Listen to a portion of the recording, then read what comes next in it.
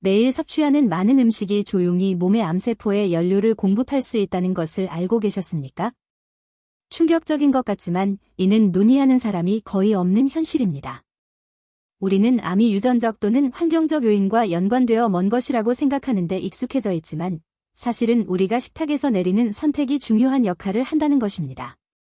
당신이 접시에 무엇을 담는가는 건강의 다른 측면만큼 중요할 수 있습니다. 바비큐에서 나온 붉은 고기나 매일 마시는 커피와 같이 무해해 보이는 음식도 사실 암이 번성하기 위한 완벽한 환경을 조성할 수 있습니다. 그리고 이것이 단순한 이론이라고 생각하지 마십시오. 연구에 따르면 특정 음식은 신체의 산성도를 높이고 면역체계를 약화시키며 암세포 출현을 위한 비옥한 환경을 조성하는 것으로 나타났습니다. 그것은 마치 자신도 모르게 유독한 식물에 물을 주는 것과 같습니다. 하지만 좋은 소식은 이 관계를 이해하면 음식을 보는 방식이 완전히 바뀔 수 있다는 것입니다. 그리고 이러한 변화가 급진적이거나 고통스러울 필요는 없습니다. 메뉴에 대한 몇 가지 간단한 대체 및 조정을 통해 오늘부터 자신을 보호할 수 있습니다. 이제 남은 질문은 거의 교활한 방식으로 암세포에 영양을 공급하는 음식은 무엇일까요? 그리고 그것이 계속해서 일상의 일부가 되는 것을 어떻게 방지할 수 있습니까? 답은 바로 여러분 앞에 있을 수 있으며 이 콘텐츠를 통해 여러분은 숨겨진 건강적을 식별하고 무력화하는 방법을 정확하게 발견하게 될 것입니다. 이것을 함께 알아봅시다. 우리가 매일 섭취하는 음식은 우리 몸의 내부 환경에 직접적인 영향을 미칩니다. 산성식품에 관해 이야기할 때 우리는 신체의 pH 균형을 깨뜨리고 질병 발병을 위한 비옥한 토양을 만드는 힘이 있는 식품을 다루고 있습니다. 붉은 고기, 잡종밀, 카페인, 정제 설탕과 같은 식품이 이 범주에 속합니다. 당신의 몸이 비옥한 밭과 같다고 상상해 보십시오. 산성식품은 암과 같은 심각한 건강 문제로 발전할 수 있는 씨앗을 심습니다. 따라서 핵심은 이러한 음식 선택이 우리 몸에 어떤 영향을 미치는지 이해하는 것이며 이는 언뜻 보이는 것 이상입니다. 예를 들어 붉은 고기에 대해 생각해 봅시다. 처음에는 무해해 보이는 주말 바비큐가 실제로 신체의 산도 수준을 높일 수 있습니다. 붉은 고기를 과도하게 섭취하면 산성 환경이 조성되어 시간이 지남에 따라 암세포가 증식하는 데 도움이 됩니다. 고기를 완전히 피하는 것이 아니라 섭취량을 조절하고 이 방정식의 균형을 맞추는 옵션을 찾는 것입니다. 이는 저울과 같습니다. 산성식품을 한쪽에 놓을 때마다 다른 쪽에는 더 알칼리성인 음식과 균형을 맞춰야 합니다. 잡종밀은 이 게임의 또 다른 큰 악당입니다. 요즘 우리가 슈퍼마켓 진열대에서 발견하는 밀은 우리 조부모님이 소비했던 밀과 다릅니다. 생산량을 늘리고 해충에 저항하도록 유전자 변형된 이 밀은 우리 몸이 소화하기가 더 어려워 염증과 산도를 유발합니다. 이는 빵이나 파스타를 완전히 버려야 한다는 의미는 아니지만 통밀빵이나 글루텐 프리 빵과 같이 더 자연스럽고 덜 가공된 대안을 찾는 것이 좋습니다. 작은 변화가 장기적으로 큰 변화를 가져올 수 있습니다. 탄산음료와 같은 음료에서 발견되는 폭발적인 조합인 카페인과 설탕은 신체의 산성도를 높이는 가장 큰 원인 중 하나입니다. 이 역동적인 듀오는 pH 균형을 깨뜨릴 뿐만 아니라 일시적으로 에너지를 고갈시켜 신체를 더욱 취약하게 만듭니다. 당신의 몸이 기계라고 상상해 보십시오. 이러한 산성식품은 품질이 낮은 연료와 같아서 잠시 동안 활력을 불어넣을 수 있지만 고차원을 고갈시킵니다. 좋은 팁이요. 매일 커피를 녹차와 같은 순한 차로 바꾸고 탄산음료를 알칼리성 레몬수로 바꾸세요. 이 주제를 탐구할 때 산성 음식이 일상의 작은 함정과 같다는 사실을 깨닫지 않는 것은 불가능합니다. 그것들은 빠른 식사, 일상 간식 등 어디에나 존재하며 우리가 깨닫지 못하는 순간에도 이미 우리 일상의 일부가 되었습니다. 이는 산과 달리 신체의 pH를 중화시키는 데 도움이 되는 식품으로 메뉴의 균형을 맞춰야 할 필요성을 반성하게 합니다. 결국 진정한 건강은 접시에서 시작되지만 거기서 끝나지 않습니다. 많은 사람들의 식단에 포함되어 있는 붉은 고기에는 인과 단백질이 많이 함유되어 있습니다. 언뜻 보면 이것은 긍정적인 것처럼 들릴 수 있습니다. 결국 충분한 양의 단백질이 필요하지 않은 사람이 어디 있겠습니까? 그러나 이런 종류의 고기를 과도하게 섭취하면 문제가 발생한다. 인과 단백질은 대사되면 결국 신체의 산성도를 증가시킵니다. 마치 암세포가 자라기 쉬운 산성 환경을 조성하기 위해 연료를 추가하는 것과 같습니다. 이것이 바로 시간이 지남에 따라 이 관행이 유익보다 해를 끼칠 수 있는 이유입니다. 이제 가공육에 관해 이야기하면 상황은 더욱 악화될 수 있습니다. 특히 소시지, 햄, 베이컨과 같은 소시지에는 높은 수준의 인과 단백질뿐만 아니라 일련의 화학 첨가물도 포함되어 있습니다. 이러한 첨가물은 신체의 pH 균형을 실제로 파괴하는 파괴자로서 산도가 증가하는 완벽한 폭풍을 만들어냅니다. 이러한 음식을 정기적으로 섭취하면 유해한 세포의 성장을 촉진하는 신체 환경이 무의식적으로 조성됩니다. 식단에서 이러한 음식을 줄이고 더 얇고 신선한 고기를 선택하는 것은 어떻습니까? 흥미로운 점은 우리가 그 유명한 일요일 바비큐를 어떻게 해야 할지 종종 궁금해한다는 것입니다. 균형이 핵심 단어입니다. 붉은 고기를 아예 끊을 필요는 없고 오히려 빈도와 양을 줄이고 생선, 닭고기 등 다른 단백질 공급원으로 메뉴를 다양화하는 것이 좋다. 결국 중요한 것은 붉은 고기를 섭취하는 것뿐만 아니라 요리에 무엇을 추가하는지도 중요합니다. 야채를 더 포함해 보셨나요? 그들은 알칼리성이며 고기로 인한 산성도 중 일부를 중화하는 데 도움이 될 수 있습니다. 붉은 고기와 암 사이의 연관성은 널리 연구되어 왔으며 가끔씩 섭취하는 것이 주요 문제는 아니지만 과다하게 섭취하면 수년에 걸쳐 누적 효과가 나타날 수 있습니다. 이는 붉은 고기가 소화 과정에서 발암성 화합물 생성을 유발할 수 있기 때문입니다. 특히 그릴이나 바비큐 등 고온에서 조리할 때 더욱 그렇습니다. 따라서 소비를 조절하는 것 외에도 조리 방법도 고려해야 합니다. 오븐이나 팬 등에서 고기를 좀 더 부드럽게 조리하는 것은 이러한 노출을 방지하는 훌륭한 대안이 될 수 있습니다. 붉은 고기와 가공육이 신체에 미치는 영향을 생각해보면 겉으로는 무해해 보이는 다른 음식도 비슷한 역할을 할 수 있다는 사실이 궁금하지 않을 수 없습니다. 결국 신체의 산성도는 단일 요소에 의해 생성되는 것이 아니라 일상생활에 존재하는 여러 요소의 조합에 의해 생성됩니다. 현대 선반에 오래전부터 친숙한 잡종밀은 단순한 먹는 행위를 넘어서는 복잡성을 지니고 있습니다. 농업이 발전하고 생산성을 높이기 위한 끊임없는 노력으로 인해 오늘날 우리가 알고 있는 밀은 조상들이 재배했던 밀과 매우 다릅니다. 그의 유전적 특성이 더 빠르게 성장하고 더 탄력적으로 변경되면서 그는 양날의 검이 되었습니다. 한편으로 우리는 수백만 명을 부양할 수 있는 식량을 갖고 있습니다. 다른 한편으로는 신체의 산성도에 크게 기여하여 심각한 질병을 유발하는 염증과 불균형에 취약하게 만드는 물질입니다. 마치 빵 한 조각에는 영양분뿐 아니라 수세기에 걸친 조작의 무게도 담겨 있는 것 같습니다. 잡종 밀의 소화 과정도 주의가 필요한 점이다. 시간이 지남에 따라 유전적 변화로 인해 이 밀을 소화 시스템이 처리하기가 더 어려워지고 이로 인해 복부 팽만감, 가스, 심지어 불내증과 같은 불편함을 유발할 수 있습니다. 신체는 이 변형된 음식을 처리하려고 할 때 염증에 반응하여 내부 산도를 증가시킵니다. 탄력적으로 설계된 것을 깨뜨리려고 끊임없이 과부하가 걸리는 시스템이라고 생각하십시오. 수년에 걸쳐 이러한 내부 싸움은 특히 밀을 대량으로 섭취하는 사람들에게 큰 타격을 줄 수 있습니다. 이러한 현실은 우리로 하여금 대안을 생각하게 만듭니다.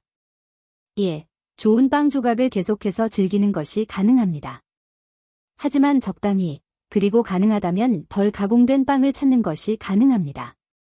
유전자 변형을 거치지 않은 고대 곡물로 만든 빵이나 글루텐 프리 대체품으로 만든 빵은 신체의 염증을 줄이는 흥미로운 방법이 될 수 있습니다. 당신의 몸을 섬세한 기계로 상상해 보십시오. 적절한 연료를 공급할수록 더 조화롭게 작동합니다. 보다 자연스러운 대안을 선택하는 것은 이 기계에 실제로 필요한 유형의 오일을 제공하는 것과 같습니다. 전 세계의 많은 문화권에서 빵은 음식 그 이상입니다. 전통과 공동체의 상징이다. 그러나 전통이 항상 건강과 동의어는 아니라는 점을 기억하는 것이 중요합니다. 오늘날 소비되는 밀은 과거 세대의 밀과 동일하지 않으며 선택을 조정하려면 이를 이해하는 것이 중요합니다. 천연 발효와 가공되지 않은 밀가루를 사용하는 장인의 빵집은 더 건강하고 균형 잡힌 대안으로 성장했습니다. 이러한 옵션을 선택하면 자신을 돌볼 수 있을 뿐만 아니라 자연식품 순환을 존중하는 식습관도 지원하게 됩니다. 그리고 밀이 신체에 어떤 영향을 미치는지 생각할 때 우리는 이것이 단지 퍼즐의 한 조각일 뿐이라는 사실을 잊을 수 없습니다. 종종 무시되는 다른 음식들도 질병의 문을 열 수 있는 조용한 산도의 증가에 기여합니다. 카페인과 설탕에 대해 생각할 때 우리 중 많은 사람들이 한낮에 추구하는 빠른 에너지 섭취량이 떠오릅니다. 진한 커피든 얼음처럼 차가운 탄산음료든 이러한 음료는 피로를 해소하는 것 보기에 쉬운 해결책입니다. 그러나 이 강력한 조합이 순간적인 활력을 넘어 신체에 지대한 영향을 미친다는 사실을 아는 사람은 거의 없습니다. 두 요소 모두 과도하게 섭취하면 신체의 산도가 상당히 증가합니다.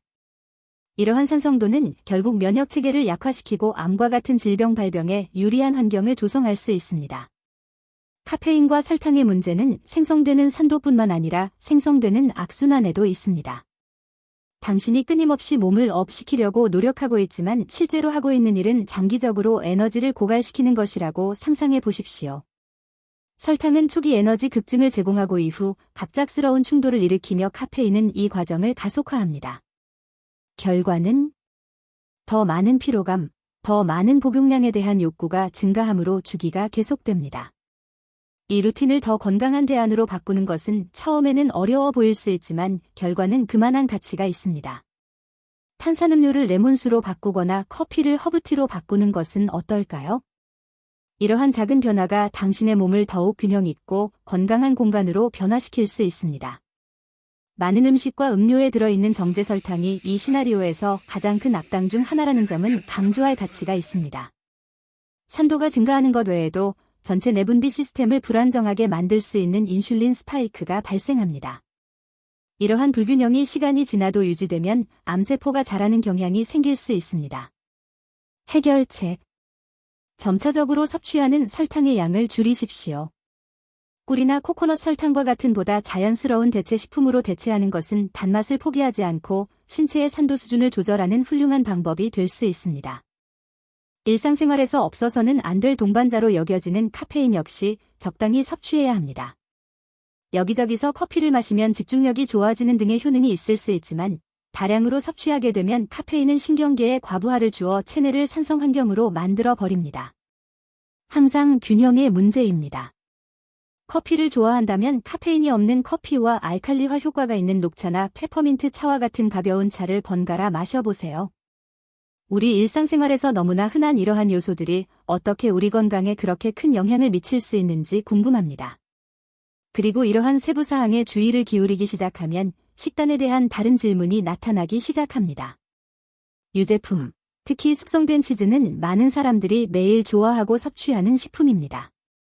그러나 모든 크리미함과 풍미 뒤에는 거의 고려하지 않는 특징이 있습니다. 즉, 신체의 산도를 증가시키는데 직접적으로 기여하는 높은 단백질과 인 함량입니다. 맛있는 것은 모두 문제가 될 수 있다는 오래된 이야기입니다.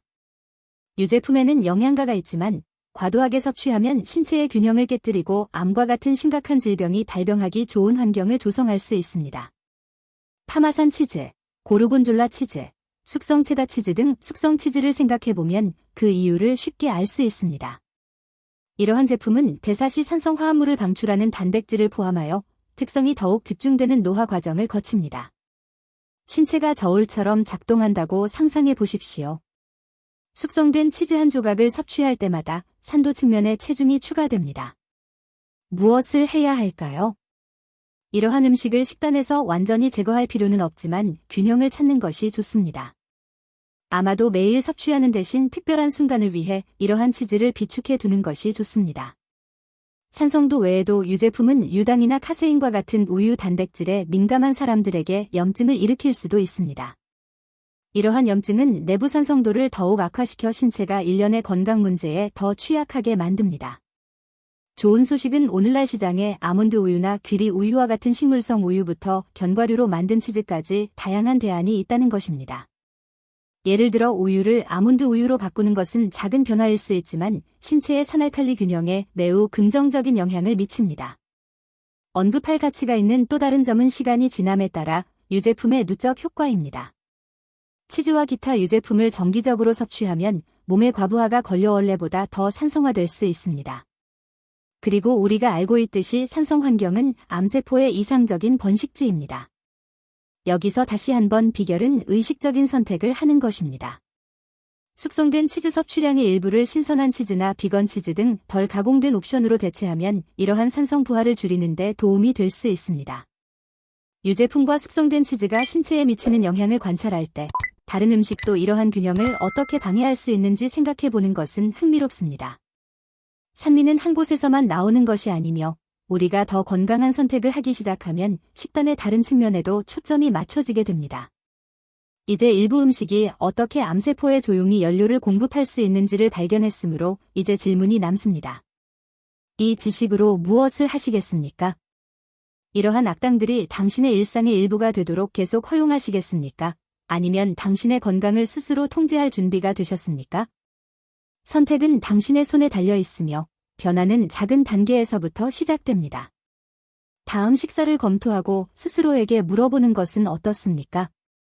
이것이 내 몸에 영양을 공급하는 것인지 아니면 독성 환경을 먹이는 것인지 오늘부터 시작할 수 있는 대안에 대해 생각해 보세요.